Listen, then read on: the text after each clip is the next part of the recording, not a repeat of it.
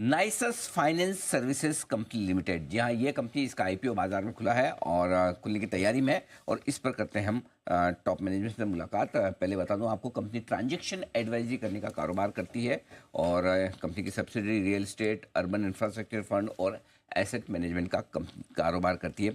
Issue कल खुलेगा, 6 तारीख को बंद होगा। 170 से 180 रुपये की प्राइस बैंड रखी गई है और कंपनी का जो मार्केट कैप है वो है 430 करोड़ का हाई ऊपरी बैंड पर। ये आपके लिए कंपनी की डिटेल्स। आइए मुलाकात करते हैं। हमारे साथ बेहद खास मेहमान कार्यक्रम में हो रहे हैं शामिल। कंपनी के मैनेजिंग डायरेक्टर और सीईओ अमित गोयनका साहब हमारे साथ हैं। गोयनका साहब फाइनेंस सेक्टर में 8 साल से ज़्यादा का अनुभव रखते हैं। इंजीनियरिंग और बिजनेस, 2 आपने सेक्टर्स में डिग्री हासिल की है। गोयनका साहब, बहुत बहुत स्वागत है आपका, धन्यवाद हमें समय देने के लिए। सबसे पहले सर समझाएं, पहले तो ये बताएं, नाइसस नाम बराबर बोला है ना? एकदम ठीक है। हाँ, मुझे लगा मैंने प्रॉपर बोला है नहीं। ये समझाएं सर, आपकी कंपनी करती क्या, बिजनेस मॉडल क्या है, क्या क्या बिजनेस है आपका? तो हमारा सबसे मुख्य काम है निवेश करना। इस समय हमने मार्च 2024 में करीब 1000 करोड़ के ऊपर नेट निवेश किया था अर्बन इंफ्रास्ट्रक्चर कंपनीज में, जो रेजिडेंशियल, हाउसिंग, कमर्शियल, रिटेल और अन्य एसेट क्लासेस को बनाने में अग्रसर हैं। तो सबसे मुख्य काम हमारा वो है। उसके लिए हम कई अलग अलग लाइसेंसेस के तहत काम करते हैं। सेबी कैटेगरी 2 एआईएफ लाइसेंस है, गिफ्ट सिटी में आईएफएससी लाइसेंस है और हाल ही में हमने दुबई में डीआईएफसी लाइसेंस भी लिया है। तो सबसे मुख्य काम हमारा वो है, जिसके चलते हम अर्बन इंफ्रास्ट्रक्चर प्रोजेक्ट्स देश में अन्य शहरों में उनको हम कैपिटल प्रोवाइड करते हैं और उनको कंप्लीट करने में हम मदद करते हैं। उसी के चलते जो एडवाइजरी सर्विसेज है वो वहाँ पे उसके साथ में जुड़ती है।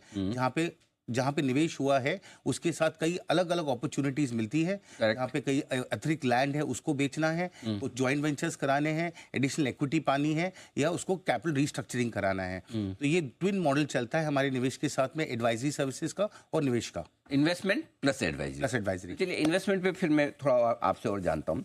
तो इन्वेस्टमेंट आप अपनी कंपनी के खुद के फंड्स का करते हैं या आप इन्वेस्टर से पैसा लेकर उनके बिहाफ पे निवेश करते हैं, कैसे करते हैं?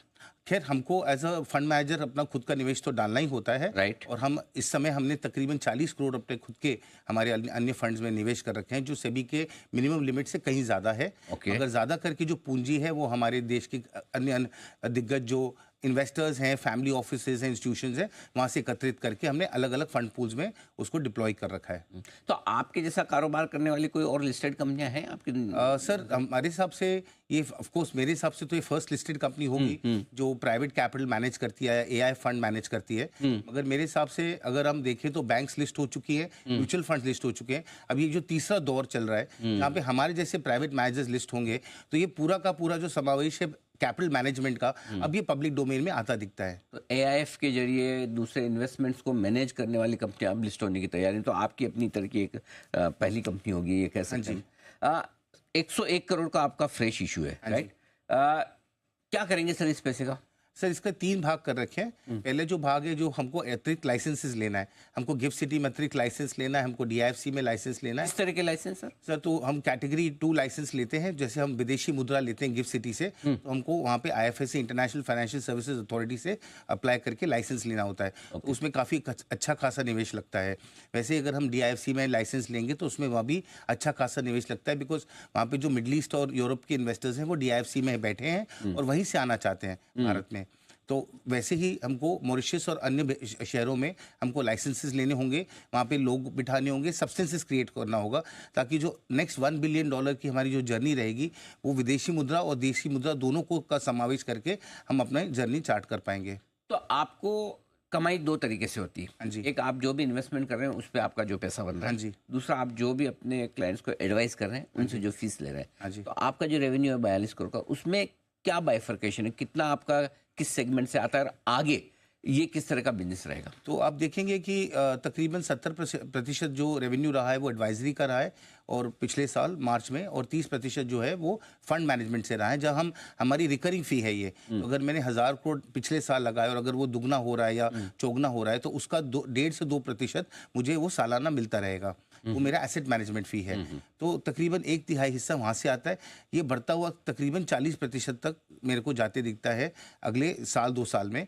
तो एसेट मैनेजमेंट फी 1/3 से 40% तक रहेगी और एडवाइजरी फी जो है वो 50 से 60% तक बनी रहेगी। तो इन केस गोयनका साहब, दोनों केस में आपको आ तो फीस रही है। हाँ जी। इन्वेस्टमेंट आप दूसरों के बिहाफ पे करते हैं राइट। हाँ जी। या खुद के इन्वेस्टमेंट पे भी, जैसे आपने कोई आज इन्वेस्टमेंट किया, 3 साल बाद आप 5 साल बाद बेच रहे हैं तो उसमें बड़ा पैसा बनता है, वो Definitely. इनकम भी आती है? वो 100% होगी, जिसको हम कैरिड या प्रॉफिट शेयर बोलते हैं। क्या कहते हैं? प्रॉफिट शेयर या carried interest. Carried interest, okay. Profit share में ऐसा होता है जी कि हमारे सारे फंड लाइफ्स करीब 5 साल के होते हैं।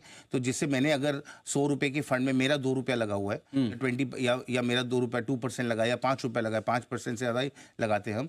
तो उसमें जब मैं 5 साल के एंड में जब वो निवेश सारा बाहर आता है, तो 5% के ऊपर जो रिटर्न्स आए हैं सबको, वो तो आएंगे ही, पर काफ़ी अच्छा हिस्सा जो ओवरऑल रिटर्न्स का बाय वे ऑफ प्रॉफिट मुझे आता है। तो ये बहुत बड़ा सम होता है। तो आप ये मान सकते हैं कि पूरे के पूरे जो जितना मैं निवेश मैनेज करता हूँ, उसका रफली आप कह सकते हैं 10%, 8 to 10% मेरे को टोटल एसेट्स अंडर मैनेजमेंट का मुझे by way of profit share आता है हर 5 साल में। 5 साल में। तो और अभी फिर आपका एसेट अंडर मैनेजमेंट कितना है सर? जैसे मार्च में मैंने बताया कि 1000 करोड़ के ऊपर था, इस साल दुगना होते दिखता है। तो उस तरीके से तो अगर जैसे बढ़त समझिए होगी, मार्च 2025 तक आपका AUM हो गया 2000 करोड़ फॉर एग्जांपल, और 8 से 10% अगर आपका उसका आप मान के चले हाँ प्रॉफिट, जी। ये कितने समय में बनता है? ये हर 4 से 5 साल में 4 से 5 साल में, यानी कि आपका 10% यानी कि करीब करीब 200 सॉरी 200 200 करोड़, सही 200 करोड़ 4 से 5 साल बाद में। सही बात। तो ये 27-28 में वो अच्छा। बुक होगा। ओके, तो ये प्रॉफिट की आगे चलते हुए संभावनाएं बनती ये बहुत बड़े बड़े हमको रेवेन्यू स्ट्रीम्स आते हैं, मगर इस समय हमने हमारे रेवेन्यू में वो गिना नहीं है। जब 27-28 में हमारे वो उपलब्ध होगा, तब हमारे PNL में वो जुड़ेगा। हैं। बिल्कुल। बहुत बहुत धन्यवाद गोयनका साहब, आपने विस्तार से समझाया और अपने यूनिक बिजनेस मॉडल को हमारे दर्शकों को भी बताया। आपका IPO कल से खुल रहा है, जहां कल से 170 से 180 रुपए का प्राइस बैंड है। नाइसेस फाइनेंस, बहुत बहुत शुभकामनाएं आपको IPO के लिए, और उम्मीद करते हैं कि कैपिटल मार्केट की आपकी ये पारी दमदार साबित होगी। अमित गोयनका साहब, MD CEO नाइसेस फाइनेंस के बताते हुए अपनी कंपनी के IPO के बारे में। आइए बढ़ते